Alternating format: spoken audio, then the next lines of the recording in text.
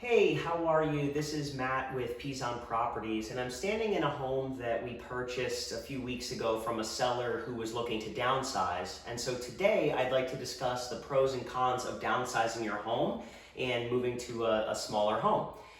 So number one, let's talk about the advantages. The first advantage that comes to mind is a smaller mortgage. This results in a less expensive monthly payment of principal and interest to the bank because it's a smaller home with a smaller mortgage. Along with that, the insurance costs would be lower because the house would be smaller if you downsize.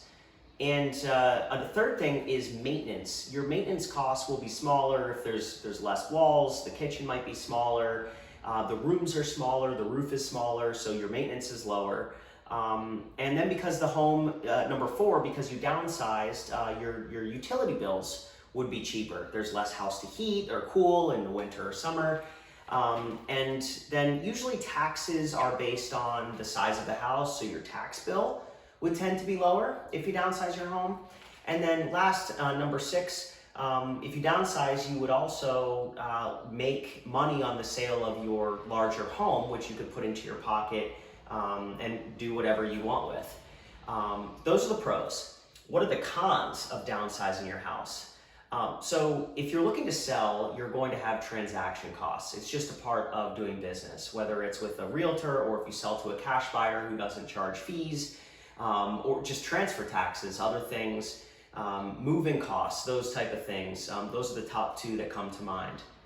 Another con or cost is that you might have potential storage. If the new house that you're downsizing to isn't ready, but you want to sell your current home, you might have temporary storage or hotel costs that go along with that.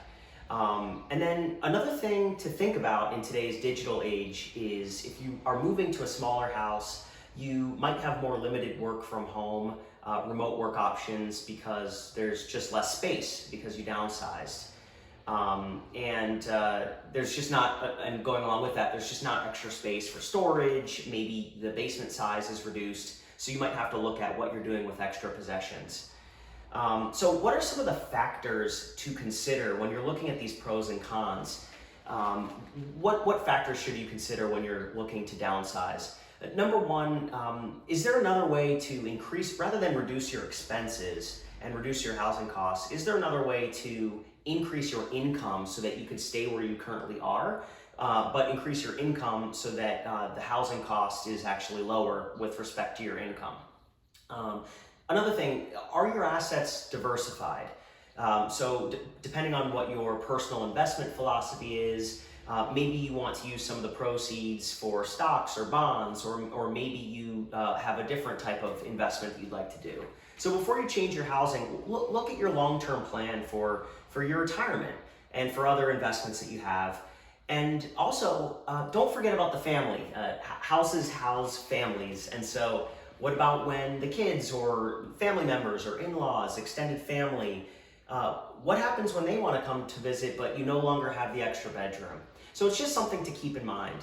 And then lastly, as you're weighing your options, you really have to think about what works for you. You might be more or less willing to take on moving costs or do different things depending on your likes and dislikes and your personal values. So at the end of the day, it's a very, very personal decision, and that you should consult with your family, your loved ones, and also even tax professionals to figure out financially, or your investment advisor to understand what is best for you and your family as you consider downsizing. Thank you very much, and good luck with your decision.